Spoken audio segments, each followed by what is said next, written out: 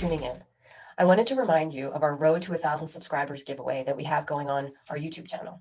If you subscribe and have a public profile, you'll be entered to win a free RX Smart Gear original jump rope. You'll get to pick the pattern of the handles, the color and weight of the cable, and you'll be getting one of the best-selling, best-performing jump ropes out there. Every time we hit a new century mark with the number of subscribers to our channel, we'll randomly select a new winner. And our friend Dave Newman is going to throw in a little something extra for each winner. So a special thanks to our sponsor, RX Smart Gear, to Dave Newman for being such a great partner, and to you for being a loyal listener. Good luck, and I hope you are our next winner. Interview to tell you about our newest sponsor, Up Before You Coffee. They are an amazing coffee. It is delicious, has different little notes of chocolate and things like that. And it's really clean and crisp when you drink it in the morning. But they have a light roast. They also have a medium roast, as you can see there. We are so excited about the sponsorship. If you use Clydesdale 20, all caps, Clydesdale 20, you can get 20% off your order. Just go to upbeforeyou.com and order your coffee. It's delicious. You'll love it.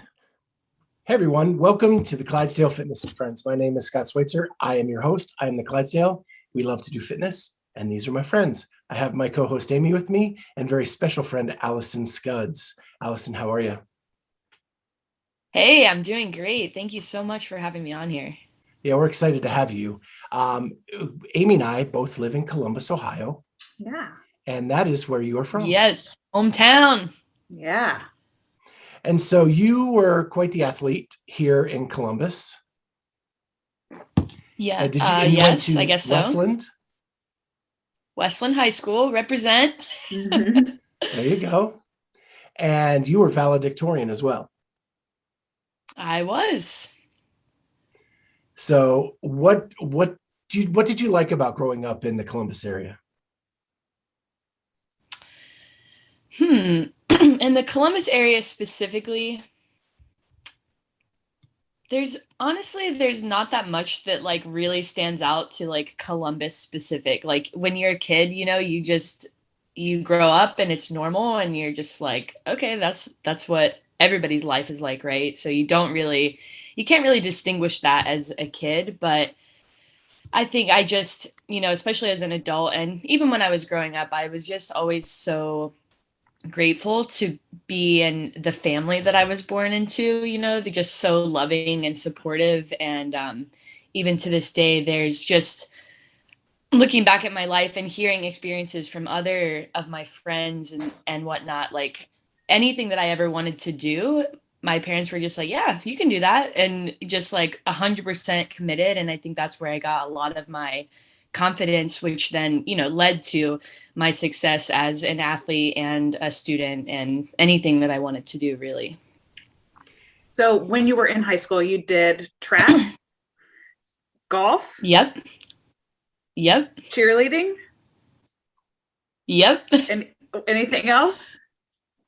Gymnastics and okay. Tennis. How did you fit all and then that I also did. So in addition to being an athlete for my actual school, I also did full-time all-star cheerleading, which a lot of people don't really know what that is, but it's essentially like a team a club team or like a travel team for competitive all-star cheerleading. So it has no affiliation with like a school or anything. And yeah, that's a great question. How did I do all of that? Well, with a lot of help from my parents, for sure. As a kid, you can't drive until you're 16. So a lot of my mom just chauffeuring me back and forth between everything. I also was highly involved in a lot of other clubs too. I did like drama club, choir. I did band in like middle school and intermediate school. Student government, like basically anything that you could think of, I was somewhat involved at least at some point in my growing up. I just loved doing stuff and being busy. And so oftentimes, I have memories of doing a full day of school, then doing drama club practice, and then my mom coming to pick me up and driving me to the gymnastics gym for high school gymnastics, and then picking me up from there and driving me, 20 miles to my cheerleading gym, and then, go home, do my homework and go to bed and do it again. So the work ethic, so I have a 16-year-old and a son who just graduated high school. So the amount of work ethic that takes to do all of that and your academics on top of that and excel in the academics is just completely amazing and says a lot about your work ethic. So that's awesome. Thank you. I really appreciate that. And, I always say that, like, in school and in athletics, really, like, I never felt like I was, I have kind of these accolades from high school, but I never really felt like I was the most talented or the most smart person in my high school. I just really, I think, always just had this pursuit for excellence and seeing if I could. It was competitive, like, in a way, but mostly just for myself. Like, oh, that seems really hard. Like, I wonder if I could do it, and just trying stuff like that, and really being okay with failing and messing up, and yeah, I think that's really what I attribute most of my success to. This is Rari. She's our guest of our guest. So what cheerleading gym did you go to? So I first started out at the Cheer Center in Grove City, Ohio, and I was there for, I think, about 4 or 5 years. And as I got more competitive in that sport, there's certain gyms and programs that are, more competitive and better essentially than others. So some of my friends started going to this other gym, which was called Step One All Stars, and they were one of the best in the state and in kind of the region. And they were actually even closer to my house. So they were kind of known as like the mean gym, as little kids, you're like, oh, their coaches are so mean and like they beat the kids. And like there was rumors like that. But it was just because they were so good, and they definitely were more disciplined, but they were the furthest from mean. I had some of the greatest coaches there. And so I did Step One All Stars for another, I think, 3 or 4 years up until I graduated high school. And then you went off to the University of Miami, where you continued cheerleading in like a club atmosphere. Yep. So essentially my my childhood dream growing up was, there were certain programs. It's mostly an American sport. So, they were the best in the world. A couple programs around the country. So one of them was Top Gun All Stars. And for whatever reason, you always have your favorite sports team or whatever. They were like my favorite for as long as I can remember. And they were down in Miami, Florida. And it was just kind of my childhood dream to be on Top Gun. And, looking back, I feel like I never even questioned like whether or not I was going to do it. It was just like, yeah, once I graduate, excuse me, once I graduate, I can just move to Miami and then be on Top Gun. And that's kind of what I ended up doing.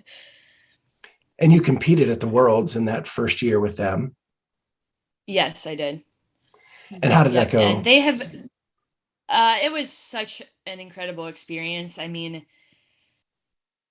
moving a couple thousand miles away from where you grew up, all of a sudden you're on your own now, and I was basically living out like I said, my childhood dream. It was incredible. Like the being on that team was such an awesome experience. And really, like I said, I started at the Cheer Center, and then I went like a step up in like discipline and athleticism at Step One All Stars. And then to just see the way that Top Gun like trains, it was just incredible. And it was like, oh, that makes sense. Like, they're not just like more talented, they're also working extremely harder and smarter. And so that was just like a really cool, I think, learning experience as well. It's like, this is what it takes to be one of the best. And so we were doing a lot of conditioning, extra work, in addition to our sport specific skills. And it was honestly kind of similar to CrossFit type training. The owner of the gym, Victor, he kind of dabbled in CrossFit at that time. That would have been like 2011. so he would kind of like set up these like CrossFit style workouts for us, like 1 minute max back tucks, and then next, rest, and then 1 minute max box jumps, like super high. So still like relating to our sport, but in this like high intensity interval and like CrossFit-y kind of way. So I forgot your question. I was just saying that you went to the University of Miami. You continued that on, and you went. Oh, to the yes, Worlds, yes. and what Sorry. was that So like? went off on a little tangent there, but yeah, that was so when I went down to kind of, since I was from out of state, the coaches didn't really know me that well. Obviously, I made the team via like a video tryout, so they had some idea of my skills. But to be honest, like I was a flyer, and I was a little bit on the bigger side of the flyers. I weighed around 130 pounds then, and some of the other flyers like on our team were like, 17 years old and weighed like 105 pounds, like super, like basically prepubescent, like little girls. And so I honestly, the first half of the season, I wasn't really doing that much on the team, to be honest, because I wasn't in a flying position, and I'm not the best tumbler. Like I can obviously do like some tumbling skills, but I wasn't like, one of the best on the team. So it was a little frustrating to me, because I felt like if I just had the chance, like I know my skills are better than these girls that are getting to fly. I just weigh, 10 to 15 pounds more than them. And so long story short, halfway through the season, someone was struggling a little bit, and I happened to be just like practice stunting with one of the bases. And there was my like golden opportunity, right place, right time.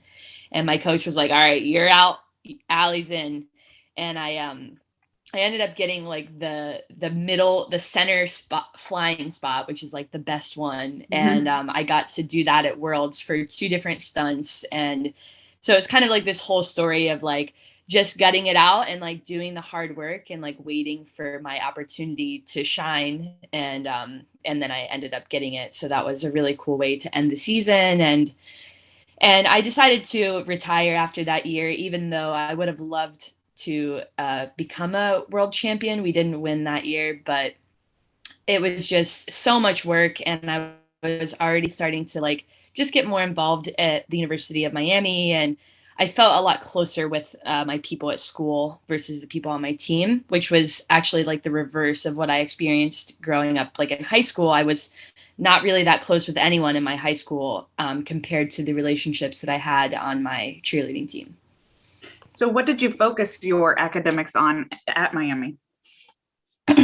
I studied biomedical engineering, and that was my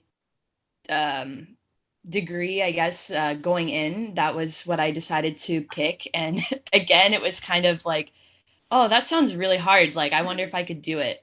And I was obviously, interested in science and biology, and I loved math and physics. So those were, and anatomy was one of my favorite classes in high school. And we did what was it called? Like a regenerative medicine conference field trip one day when I was in high school. And I was like, wow, this is really interesting stuff. So that was kind of like why I picked that, but I didn't really have like a specific end goal. It was more or less just like, yep, that sounds hard. Let's try it. It sounds really hard. Yeah, it does. Yeah, it was really hard, to be honest. It was hard because, in high school, I went to, a public school, west side of Columbus. Like, I didn't really know how to study or even like work that hard at school stuff. Like it just kind of, you showed up, you were a good kid, you did your homework, and that was kind of my experience in high school. It wasn't that competitive or difficult, to be honest. And then when you get to college, like especially at the University of Miami and the College of Engineering, it's just like these are all, everybody's valedictorian, and from like really good schools too, like private schools and boarding schools. And you're like, oh my God, like I didn't know how to study, and you have like this huge course load. And I actually, I think I got overplaced into my entry calculus class because I was really struggling. I was like, I have no idea like how to do this. And I got like a D, despite, like trying really hard. And so luckily they had like a, freshman forgiveness where you could like retake a course that you wanted to after your first semester. And like that would replace your new grade would replace your original grade. But it was really, really hard. It was definitely a rude awakening. Like you have to work hard, but you also have to like be smart too. And it was, yeah, that was tough. So in my research, I found your LinkedIn page. When was the last time you looked at your LinkedIn page? Probably not in the last 5 years. Probably I think I created it when I was in school and I did a few like conferences that I would go to for like the Society of Women Engineers. And yeah, so probably. Do you know what it says your current occupation is? Find? Do you know what it says your current occupation is? No, what's it say? Resident assistant. Yep, that makes sense then. I haven't checked it since I graduated. That's awesome. So you were an RA in college? Yep, and that's actually my second year of school, halfway through the year actually. They don't normally hire people halfway through the year, but every now and then they'll have like 1 or 2 openings. And for whatever reason, I just heard that they had some openings and applied for the job and ended up getting it, which was really awesome for me because I did get some scholarships, but I was mostly paying for school myself or like getting loans to pay it eventually by myself. So that was a huge, that was the reason why I tried to get the job, because that's like, $15,000 a year that you don't have to pay for free room and board. And so I got the job in the end of the first semester, and I became friends in my same building that I was going to be working with. Dylan Militsky was also a resident assistant. And so we ended up becoming friends when I came back for the next semester. He was kind of like helping like onboard me to like all the duties and whatnot. Because normally they have their, initiation where I can't think of the word, but where they on-ramp everybody at the same time. But since I was coming halfway, he was kind of helping me do that. And for the first semester of my sophomore year, I was still super active. I was always an athlete, but I didn't really have anything to train for anymore. And I was doing like spin classes and, still lifting weights a little bit, but just kind of a little bit lost. Like I was basically just working out because I didn't want to, gain weight or like but really with no purpose. And that was the first time in my life that I had felt that. And so he was like, oh, I think you would really like CrossFit, like with your athletic background.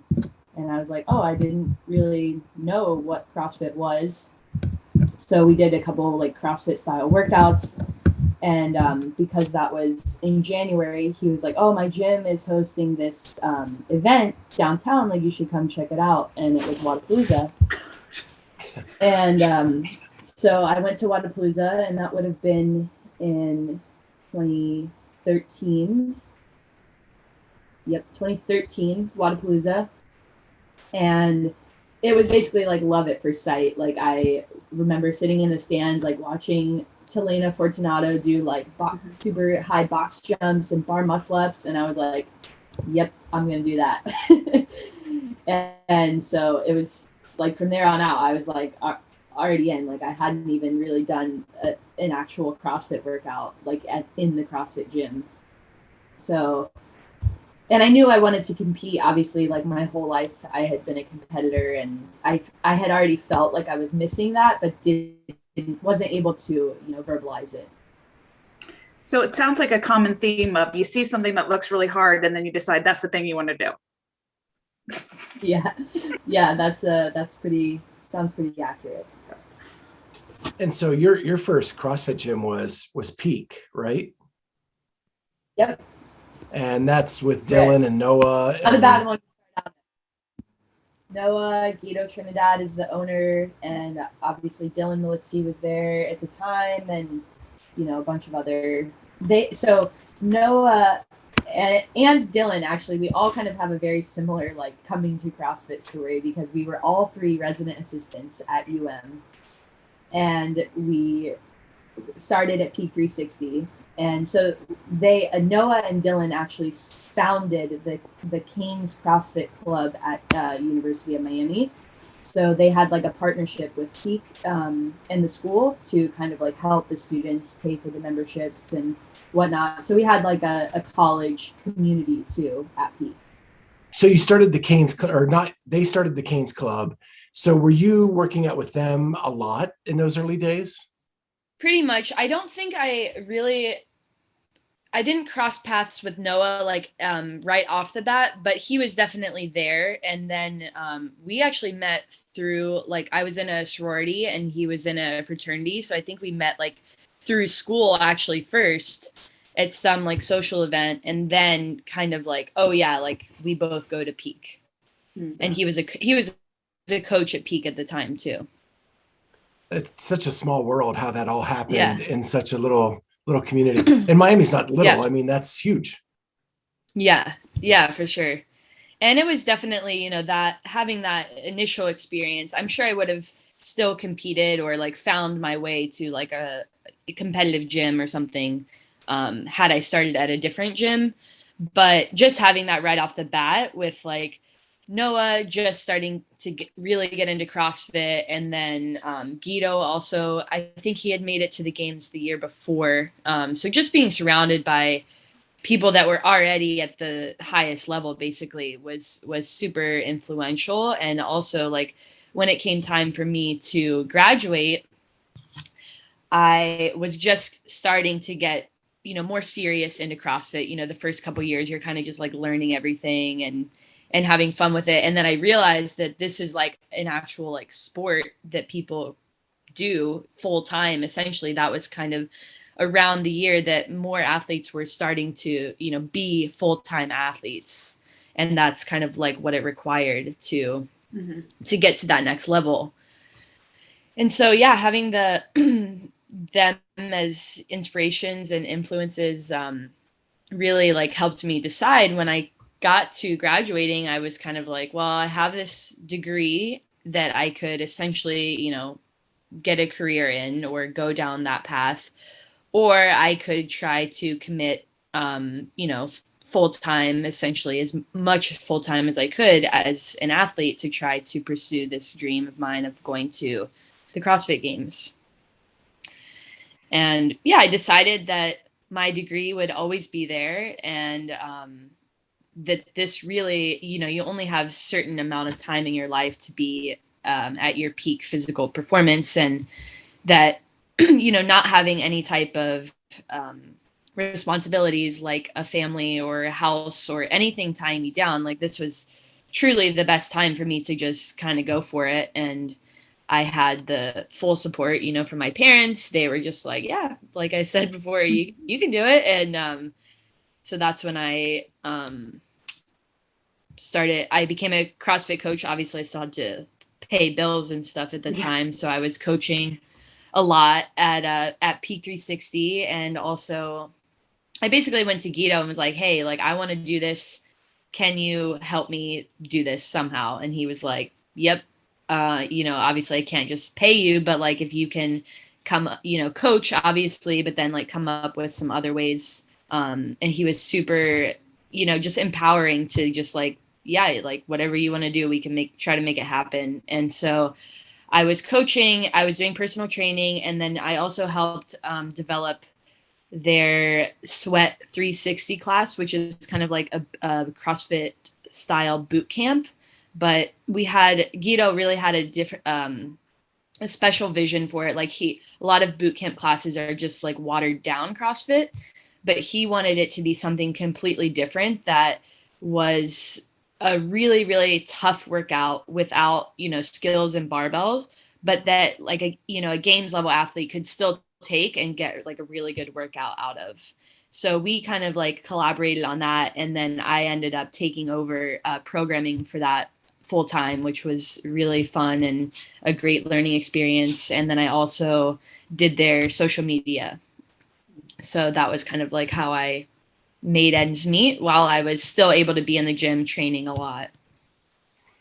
So it seems like you really got rooted in the Miami community pretty quickly. What made you move to California? I was very rooted, and I had, I love Peak so much. It will always have like a special place in my heart. Like I coached there for many years and many different types of classes. We also did like a gymnastics class for a little bit and a strength class. And it was just it truly was like a family to me. And I ended up moving out to California a couple years, started dating my boyfriend, Raphael. We were long distance. He lived out here in California and I was in Miami. We met through a sponsor of ours, RPM, for like a photo shoot. And so we were dating long distance for just over a year. And we kind of decided like we were ready to like move on to not being long distance anymore. And at the time, it just made more sense for me to move out here to California. But I definitely miss my Peak family for sure. Yeah. And you guys just met at a photo shoot and just started talking and it turned into... Yeah. So we, RPM, right after the 2017 games, RPM was actually my first ever sponsor in CrossFit. So I have been with them since literally day one. And they had all their individual athletes, and then they were also sponsoring NorCal CrossFit's team to the games that year. They made it to the games. So they had all of us out for a big photo shoot all week. They had like a beach house in Santa Cruz. And so we were all hanging out there. And yeah, that's where I met Raf. And we just kind of kept in touch for a couple months. And then we were kind of like, well, should we like go on a date or something? Like it's weird when you're, living in literally opposite corners of the country. And my birthday was actually coming up. This was in 2017. November is my birthday, and somehow we decided to go to fly into Vegas actually, and do like a night of Vegas, and then drive out to the Grand Canyon. And it was such a awesome trip and experience, and obviously it worked out for both of us. And for that year that we were dating, we were pretty lucky though. We were able to see each other, at least once a month, wow. Whether it was through some sort of CrossFit thing or something that we just did on our own. That's a pretty high bar for the first date. Like, how does he keep up with that? It's pretty hard. I mean, honestly, that whole first like year and a half, most of our dates were pretty epic like that, just because of the nature of being long distance, of like, like a couple of times, like I would come to his house, but he was living with his mom at the time. And so we would like we went to like Big Sur and traveled down and like stayed at some cool places in Big Sur. And then we went to France for this CrossFit competition out there, and went to Italy. And so it's just, and then we did the Hawaiian trail run. So all of our probably our first 15 dates were all pretty epic like that. So now he's like, hey, you want to go to dinner? And you're like, that's all you got? Right. Yeah, exactly. Exactly. All right. That's an awesome story. So I want to kind of like pause your career and talk about what's going on in your life right this minute. So we were scheduled to do this a couple of days ago, and a half an hour before we were to go on the air with you, it was announced that you are now the demo team captain for this year's CrossFit Games. Yep. How cool is that? And I completely flaked on you. Well, it's understandable. You were busy. Yeah. So basically, So rewind a little bit. At the beginning of the season, I got asked to test out some of the open workouts because this year the open, 10,000 people made it through to the next level. And at the time, obviously we were in the middle of COVID, and it was a lot harder to get other athletes out here. And luckily I live only like an hour and a half from the ranch, and also like an hour from CrossFit HQ. So I ended up doing that. And then I was also the movement standard, I guess, demo athlete for the open as well. So I had been, I know some of those guys, Dave from, I was on the demo team in 2017. And then I had just kind of been around, knowing Justin and Wilson, kind of loose ties with everybody. And so I was super honored to be, the open demo athlete this year. And I also did when they closed down all the gyms, we did like the support your local box fundraiser. So I think that was actually initially involved this year with them. And yeah, we just kind of we did the open testing, and then obviously like with quarterfinals and semifinals, like I was competing. And so, and also CrossFit doesn't, they don't program the semifinal events anymore. So I just continued to compete, and then did semifinals. And the day after semifinals, I had kind of seen Dave was like testing some of the games workouts already. And once I realized I didn't make it to the games, and I also didn't make it to the last chance qualifier, I was like, I just got this feeling they're gonna hit me up to like put me through the ringer. And like a couple days later, I got a text saying like, hey, can you come down to the ranch to test some games workouts? And that was, I think I ended up going Thursday right after West Coast Classic. And, was obviously planning on taking a little bit of time off, but when that kind of opportunity comes up, you gotta go for it. And so have pretty much been down there most of my days since semifinals, testing out the workouts. And and then Dave asked, I heard him say on the Savan podcast that Paul Tremblay was always the demo team captain for the last, I don't know, 5 or 6 years or so. And he was the captain when I was on the team. And I heard him say that Paul turned down the position this year because he's, I think he's like the Canada manager, and he's just got a lot going on. He had another kid too. And I was like, oh man, I would love to be like the demo team captain. Like I had so much fun that year, and, obviously having a little bit of experience being on the team once before. So I kind of like dropped a little like, hey Dave, like I'm available, just letting you know. But you never know with Dave, he's got his own vision and plan for everything. And I was just happy to be there testing the workouts. And a couple days into testing, he asked me if I would want to be the captain, and I said hell yeah. So super excited for that experience again this year. And a little bit of added responsibility being the captain, just making sure that everybody is cohesive and we're always in the right place at the right time. But I'm really honored and super grateful for the opportunity. Can't wait to be at the games this year. So that's what I was going to ask for our listeners who don't know what the captain's responsibility is. What's the difference between being a demo team and being a captain? What even is the demo team? I think a lot of people don't even really understand that either. So like I said, the testing is always done before the event, right? Like there's so many logistics that they can't just be like, oh, I think we'll do this like the day before the competition, right? It's like crazy how much it's thought out, and like how many, and that's one of the cool parts about it too, is like you really get to see the behind the scenes, and like, oh, if we want to do X amount of this movement, we need to be like contacting Rogue to make sure that they have the right equipment there, and the right types of plates like for the loading of certain movements, or whatever, like all those like tiny little details. And how like at the games they want to make it a really visual spectacle too, so sometimes they'll have way more equipment than they would at just like a semifinal or something like that. So they really go over the top to make the viewing of the events really special as well.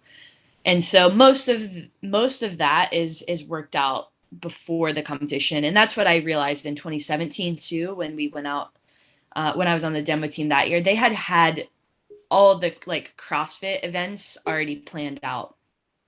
And so in 2017, we were testing mostly just like the on-site specific stuff. So that year they did the obstacle course, and obviously they weren't able to build the obstacle course and practice that before they got out in Madison. So I ended up doing the obstacle course like 15 different times with different implements, different, standards on different stuff. And so it's like stuff like that the demo team really tests. And then also some of the team events as well. But this year they had a team come out to do some of the testing beforehand. So I think probably this year we'll do even less testing on site. The main job of the demo team is to actually demo during the briefs, so the athlete briefings. And there's a lot of them because you have the masters, the teens, the teams, and the individuals, both the men and women. So, and there's, a lot of events at the games, right? So multiply all those categories times however many events there are. So you're always like bouncing around doing those demos and showing the flows. So showing the flow and also the movement standards of all the workouts that are going to be happening. Sometimes I remember when in 2017, Dave will have like the demo team do like a full workout, like to I think he had that year them do either like the clean ladder or something like that, like the full actual workout. So that will be kind of like fun to just show like the athletes, what it can look like. But yeah, then also the secondary is kind of just being on call in case anything does need to be tested out or minor tweaks right before game day. I have a story from 2017. Like once the games started, we were pretty much done testing. But I believe it was the last day, Sunday morning. We were supposed to have a pretty chill morning, just kind of like casually rolling out of bed and starting to get ready. And I got a text from Paul that was like, we need to leave in 10 minutes. Like, let's go. Or like Dave needs us at the venue right now. And so I literally like throw on my clothes, get out, we get in the van and we go to the venue. I hadn't like had a drink of water or like eat a breakfast or anything. And we get out of the van and Dave's like, all right, the girls, you're going to run this event, which was the hay bale, like cheese curd over the hay bale and running event. And I was like, oh no, this is not going to be good. Like I am not a great runner to begin with, and even less so in 2017. And also Alex Parker was on the team and she's like one of the best runners in CrossFit. And so we were testing out different rep schemes because I knew he wanted to do, and I was doing the less reps than everybody else. And we start, and I think it was like 5 rounds and I already got lapped on like the 3rd round. And Dave just looks at me and he goes, all right, you can just stop. So that definitely like that hurt the soul, but at the same time I was happy that I didn't have to suffer anymore. So it's just stuff like that like you just have to be basically on call if Dave needs anything tested out or done. So I was a volunteer at the North Park in 2017. Oh, okay. So I stacked those bales of hay. Nice. And that's one thing that's that tough happened, work. it was the hardest thing I've ever done in my life. Because there was a lot, wasn't there? Like multiple like rows and stuff too. Five rows, the whole way across the field. Yeah. So, and we moved them 3 times because Dave didn't like where they were. Yep. Yeah. That sounds right. So you got a little taste of how Dave is, right? Yes. Like you just gotta be, and it's awesome because like that's why the games are so good, is because he really does think of all those little details that you would have no idea that are even an option to think about, but that's why they're so amazing. Yeah, with like a minute left, he wanted us to change the way the rope was in the strongman sphere with the sled Uh-huh. pull. Yeah. And we had to make those changes like in 60 seconds. It was crazy. Yep. But what Yep. I want to bring up is the weather that year. It Mhm. snowed in Wisconsin in August, the day of the obstacle course. So how much Oh, yeah. Yep. So how much went into, like, you as the demo team? Did you have to try it out in that weather to see what if it changed the dynamic of anything, or did they just say, "Well, we didn't anticipate this, we got to go"? That year specifically for that, I don't remember us doing that. I remember it being very cold and feeling bad for the athletes, but at that point, I think they were just like, "Yeah, we got to do what we got to do." But I'm sure that in certain cases, they would have us test out certain things, like say it rained or something. They might have us like go through and see if it really affects, the performance of the athletes. But to my knowledge, I don't think we did that year. Okay, because everybody was having trouble with. But yeah, just you never know what could. Mhm. I was gonna say you never know what could come up like that. So that's definitely like one of the reasons why we're also there, is to just have people test stuff. Test dummy is what I was like calling myself. Because everybody was having trouble with the rope swing onto the balance log, Yeah. and you did that like 15 times. How did that go for you? Oh yeah. I don't know if you know this story, so you're just baiting me into it. But so okay, so the individuals had to go only one direction, just like start to finish one time. But the teams had to go forward and then backwards on the whole course. And like I said, for whatever reason, like we did the obstacle course the first day and I was pretty good at it. So he just kind of like, I was reserved to be the obstacle course tester. So like I said, I did it about 15 different times. And every time you go through, you get like a new little scrape or bump or bruise or something like that. And so the team version, I had only done the team version doing it in reverse as a team. So swinging from the low log on the rope up to the high log, we had only done with the guys, and the guys, are a little bit taller and they can jump a little higher. So they were able to like jump up with the rope, land on the high beam, and then throw back the rope for us. And I was demoing for the team, so I was just doing like one implement at a time to show the standards on everything. And I get to that one and I'm like, oh, I haven't done this by myself before. Like I just gotta go for it, I guess. So I like ran and jumped as high as I could, grabbed the rope, and I slammed right into the high beam, like on my, like right between my butt and my knee, just on my thigh. And the impact was so hard that everyone who's all the teams that are watching, they go, oh, but I hang onto the rope, I swing back, and then I finally like land on my second one. And, secretly I'm like, I got some tears going down, but I'm like, I'm fine. And, no, I had a bruise, not even exaggerating, like this big on my leg for months. And it's honestly like, you can still see a little baby bruise there 4 years later. So it's Wow. I was permanently bruised from that game. So when you're testing, what does a typical day look like? Not any movements, but just like how long are you there? How is it really being on just call? depends. It really just depends on what he needs tested. So, and there's really no schedule. You show up at a certain time and you just do whatever he says. Sometimes, you do the same event multiple times or with like a slight change. But it's really just show up, warm up, and then just be ready for whatever. Try to hit it as hard as you can.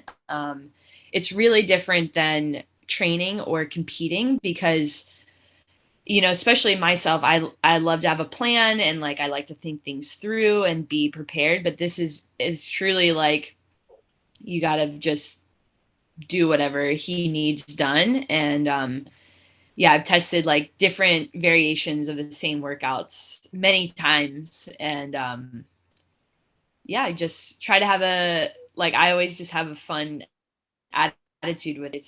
It's really low expectations too, because you're just like, sometimes you don't even know if it's possible, like what he's asking to do, and that's what he's trying to figure out in the testing is like, is this the right stimulus that I'm looking for? Is it the right time domain that I'm looking for? Is it, how does it feel? Like he always says that, like when you're done, like, good job. How did it feel?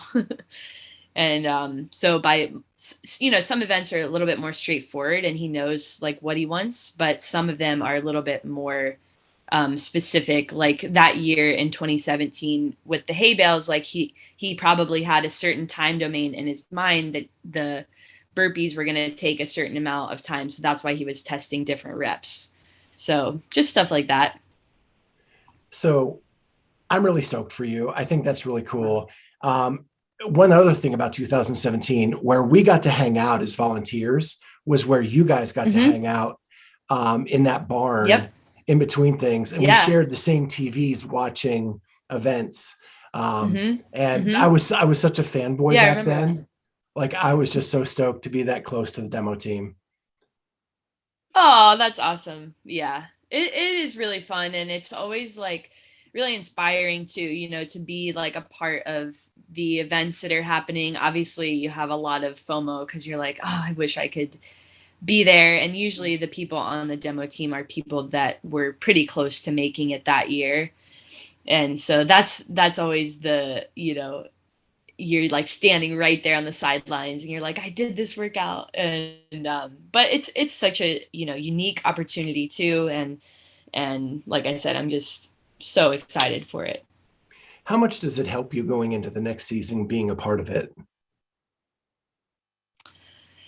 I think there's just a little bit of that like motivation, being so close to it and like seeing the behind the scenes. But at the end of the day, like that kind of like motivation comes and goes throughout the season. And so I don't think it makes that big of a difference. Like I think that I need to set up my life in a way that I'm making these decisions every day to get better and better. And the motivation is going to come and go, but I have to stick to those daily habits and the routines. That is really what improves my fitness and helps me hopefully get to the next level.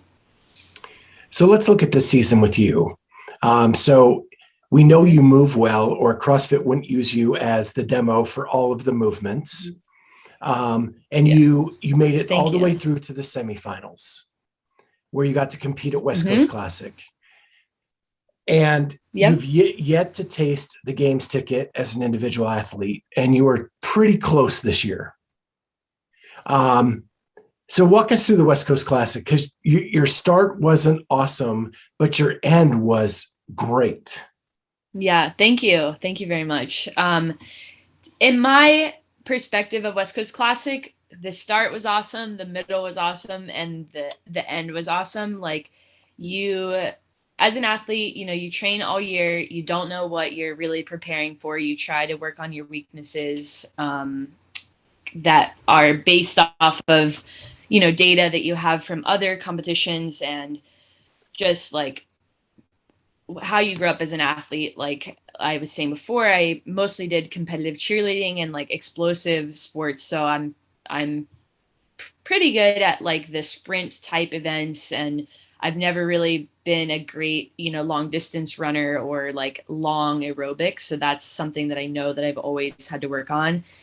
And then also just being a little bit smaller end on the athletes. I went from being too big to be a flyer, but too small to be the strongest person on the field. Obviously CrossFit, there's many different body types and you get rewarded for being smaller in certain things.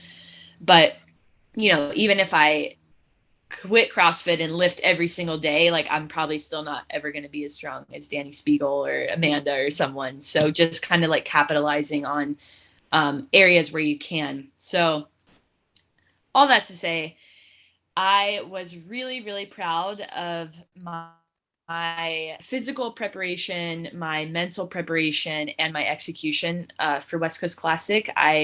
The events that I did get to test beforehand, I PR'd all of my like training times on them. Like the first event I was really excited for because it was a repeat of 2016. And that was my first time as an individual regionals competitor. And I think I got like a couple reps at like the third bar out of 5. And I knew I had practiced this event a couple times, and I knew that I could finish it. It was probably going to be like close to the time cap because 175 was pretty heavy for me. And so my goal was really to just finish it and, stick to my plan. And I ended up finishing it over a minute faster than I did in training. So I was just like so pumped about that. And just being able to hit 2 reps at 175 and just thinking of like how far I've come from 2016. And I didn't look at the leaderboard until the weekend was over, and I was shocked to find out that was 20th place. Like that was just like mind blowing to me, because that year at regionals, even though I only got about halfway through, I still placed like pretty well that year. I think I was like maybe 12th or 15th or something. And so I was like, oh, like there's only going to be, a certain amount of people like even finishing it. And so that was definitely a shock, but it is what it is, and that's kind of like one of those things that I have no control over. Like I did my best and I PR'd by a minute like that. Yeah.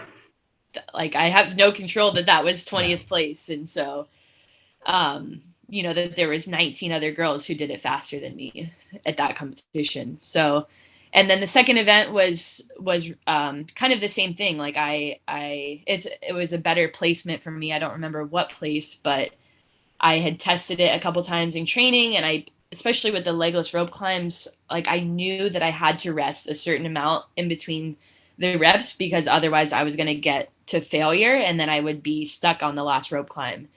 So, and I PR'd that one by, I think 10 or 15 seconds, which with all the like transitions and whatnot, that was another huge win.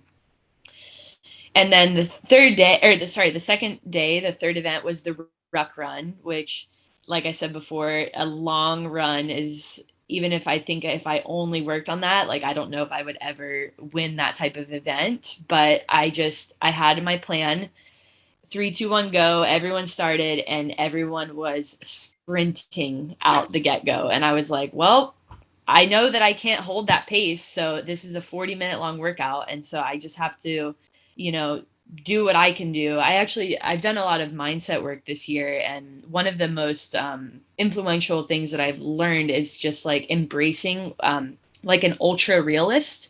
And so, your mind immediately my mind wanted to go to like, oh, I suck. Like I've worked on my running so much, but I'm not even good at running still. And I was literally like in second to last place after the first lap. And I was like, well, what is the reality of this situation? I'm running as fast as I can for this type of workout. And all I can do is just keep doing that plan, or give up.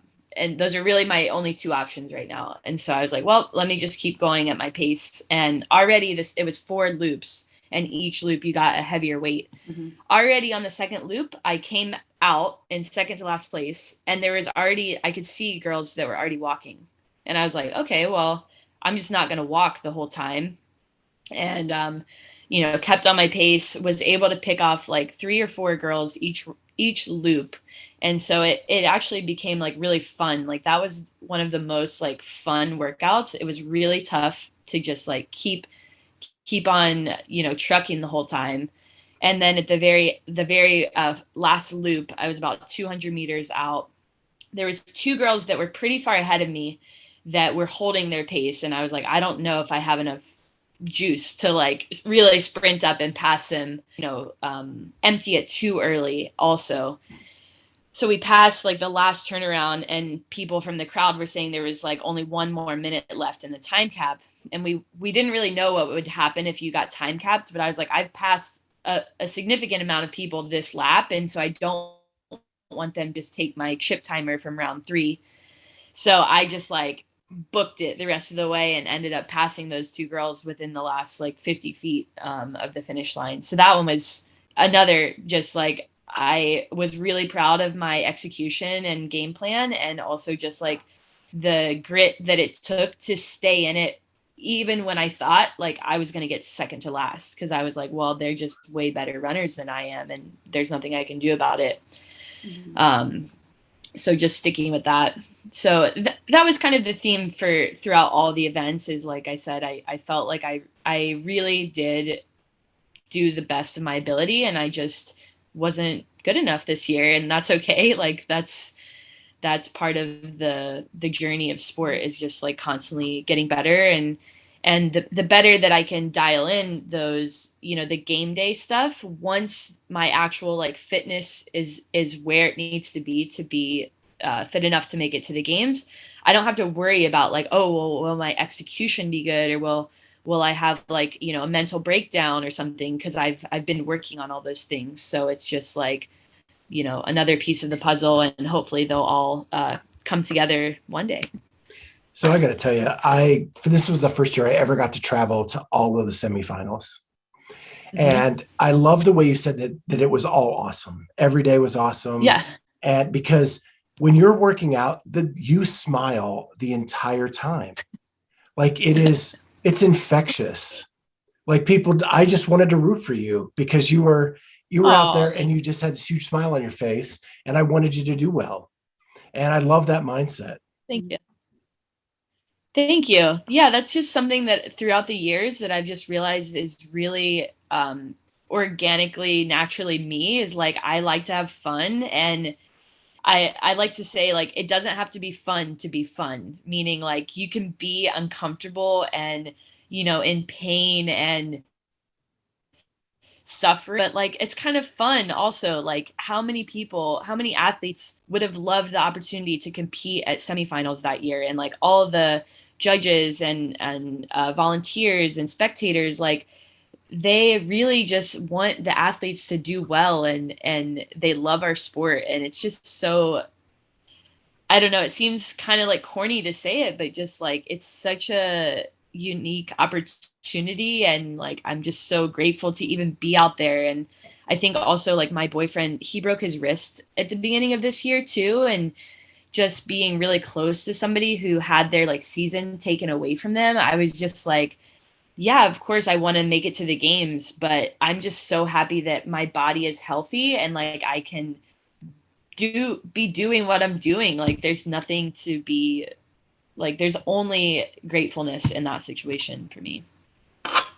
Well, we're coming up on the hour and we still have some rapid fire questions to go, but I do want to touch quickly on two things that are not really like athletic part of it. Born Primitive. You have your own signature line with Born Primitive. I think that's like everybody's dream to either have like a shoe named after them or a fashion line or something. So how excited were you when you got to do that with Born Primitive? Oh my gosh, I love it so much. And I think fashion has like secretly always been like a passion of mine that, you know, when I was younger, my mom had like a costume box for me that I would just like always dress up in costumes. Like I actually got in kindergarten for dressing up like a cat and coming like in full cat makeup and like a tail and ears and everything. And so I think that that's always been fun for me. And I had dabbled around, you know, helping a couple other companies like make a couple items. And I just loved, like, I always feel like, oh, I could make this better by doing this, or I have this really cool idea. So that was one of the things that I approached Born Primitive with when when they were wanting to sponsor me, was like, I really want to have a clothing line, or at least like some pieces that I help, you know, create and have a say in. And they have been so amazing, just helping me make it happen. And it is a lot of work. Like it's basically all my initiation. Like they do a lot of pretty much all of the back end stuff, as far as like they have the designer and they, you know, do the manufacturing and all the marketing and stuff like that. But it's really all of my ideas, and they help those come to life.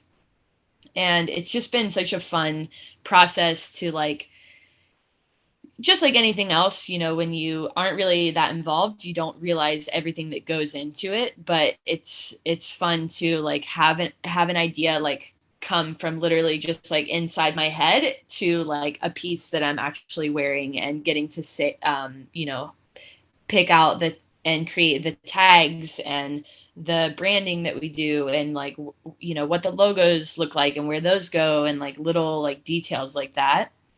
So I've had my signature collection line with them for almost 2 years now. And I'm not sure when this is airing, but I believe on July 14th, we are launching this piece that I'm wearing now. It's the same Rari bra, but it's in a new fabric, which is super soft, and there's 2 new colors. And then at the end of this year, we are launching an all new revamped collection by me that I have been working on for over a year now. It has been a long process, but I'm really excited for this next. It's called the Grit collection coming out.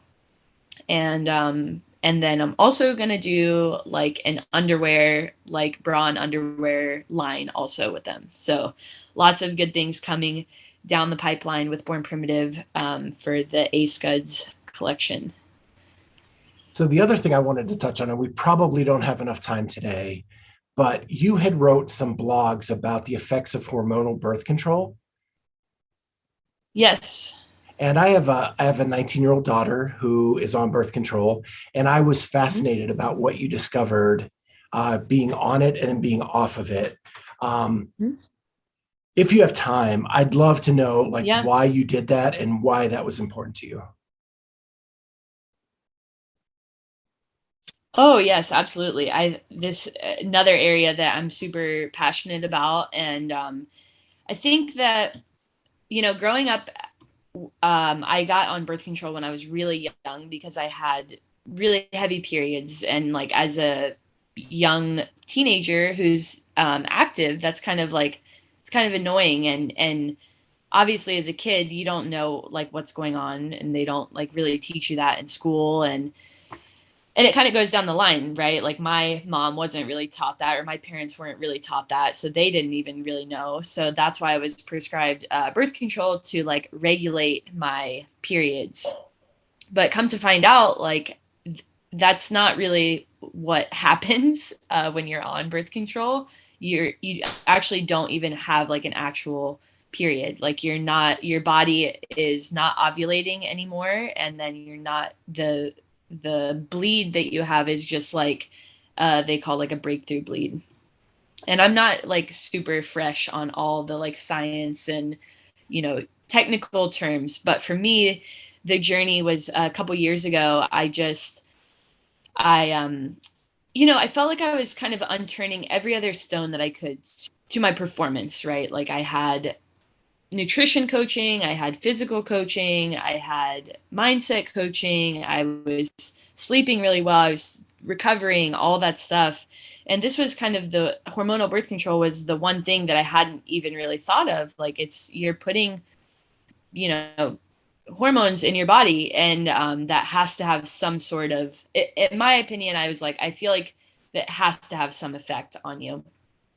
Sadly, there's not a ton of research that they've done out there to see like, yes, hormonal birth control or no, hormonal birth control does or doesn't affect performance. And it's kind of a tricky thing to even test.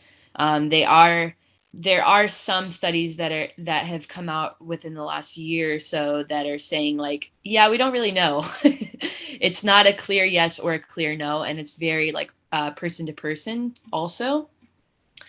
So for me as an elite athlete, like I was like, even if it's like 0.01 performance reducing, like I don't want that. So for me, I just kind of research like what are there even other options out there for, I don't want to become pregnant either. So that was like, like natural forms of birth control and whatnot.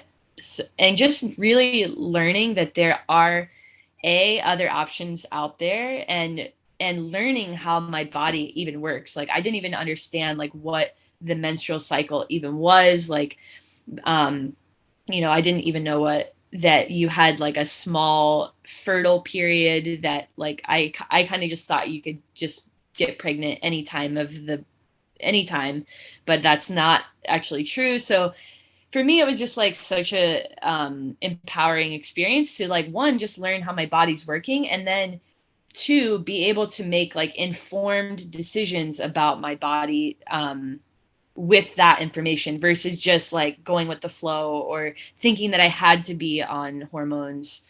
And it's not for everybody. Like some people are just like, I don't want to have to worry about it, and it's working for me. And, you know, but I think just learning that the birth control it's more of like a band-aid than it is like an actual solution for anything. So like some people will take birth control because they have heavy periods or they have cramps or something. And what I learned was that your menstrual cycle is really like your monthly health report card. And if you're healthy, hormonally, physically, you shouldn't have any like severe side effects. And that's actually a way that you can monitor like what's going on inside your body. But if you're on birth control, that kind of just like it covers it up. So for me, I was like, I want that.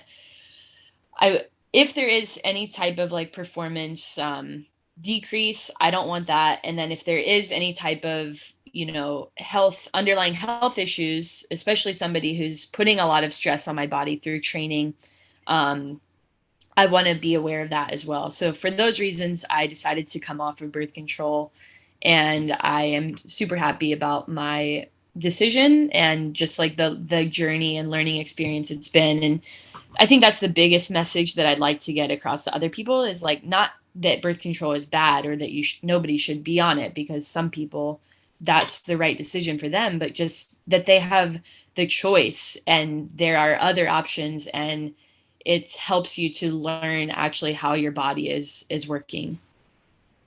That's awesome. And I'm so glad we got to get that in there and get that out to people. Of course. Yeah.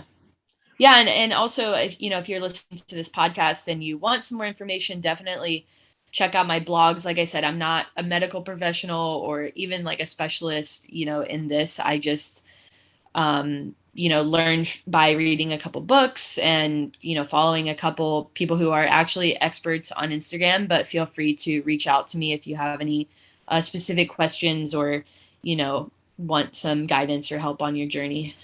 And they can find your blogs where? My website, ascudds.com. Awesome. Yeah. So we're going to go ahead and start the rapid fire to kind of finish this up. And we'll hit you with 10 questions. Oh, okay. Super fast. So here we go. I was going to shorten them, but okay. Favorite item in your Born Primitive collection? Oh, it's like choosing a favorite child. I'll go with Rari Bra that I've got on right now. I also named them after me. Best horror story as an RA? I think just anytime you had to wait in the middle of the night and go deal with some shenanigans and then file a police report. Luckily, that only happened a handful of times. Nothing like crazy, just people being loud or, smoking or something like that. But just, it's like, come on, guys. Like, I'm not trying to get you in trouble, but you're making it hard for me. So what was your favorite sport to play? Growing up? Yeah. Competitive cheerleading. That was my first passion, and I still miss it to these days. Favorite restaurant in Columbus? North Star. Yeah. That's a good one. Favorite hair color you've used in a competition? Ooh. I really miss the red. I used to have red hair, and I've been considering like going like super like fire hydrant red. So maybe I'll do that one day or something else. So best Dylan Militsky story. Uh-oh.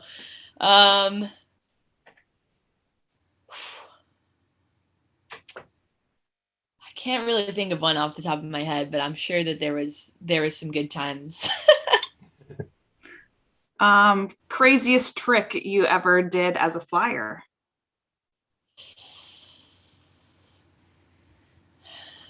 Probably would have to be like some sort of like pyramid stunt that we did. Like regular stunts are just you, and then basket toss is where they toss you, and then pyramid is like where you're like migrating like stunts together and like going over each other, and it can get a little crazy because like sometimes you're leaving one group of bases and going to another group of bases.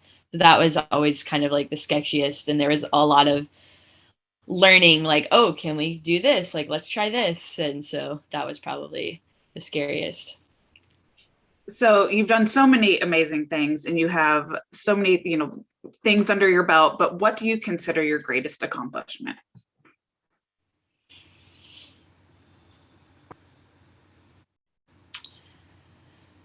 I don't think of like one thing to be, my greatest accomplishment. I think that just committing myself to various different goals and sticking it out for however long it takes or whatever it takes to get there is what I'm most proud of throughout my life, and something that I, strive to do for the rest of my life, and also just inspire other people to do that too. Like, I think it's easy to feel like, I could never do that, so like I won't even try. But just like committing to trying, and even if you fail, like that's okay, because of the person that you are becoming, and that it's going to help you, do your next thing that you might not be able to see from there. So I think just that characteristic is what I'm most proud of. Is that where the new name for your new line came from? Grit? The grit. It is actually, it's something that I had been, kind of going around in my head for a while. And actually it's also an acronym for grace, resiliency, integrity, and tenacity. And so those things are just like really core to who I am, and as an athlete and just as a person. And so hopefully can, like I said, inspire others to feel that same drive when they're doing whatever it is in their life that they're doing and trying to accomplish. So what was the coolest thing you did during COVID? Coolest.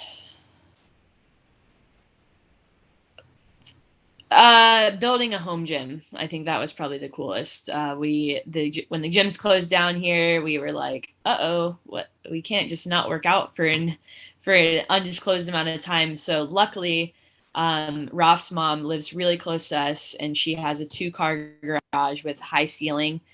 It was packed like floor to ceiling with just stuff that you get for living in a place for 30 years. And she was so kind to let us go through some of that stuff, get rid of it. She was actually planning on moving at so she had gotten rid of some, but then moved the rest of it all inside of her house and completely renovate and take over the garage.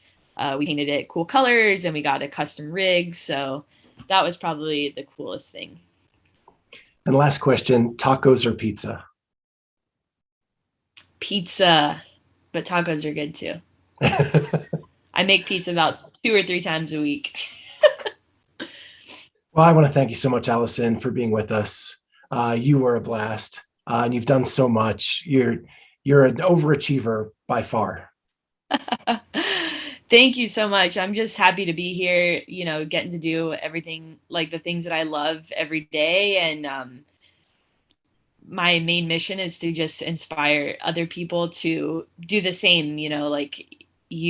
I've really felt my whole life that if I want to do something, I can try to figure it out and make it work. And I think that would be just something that I would like other people to do as well.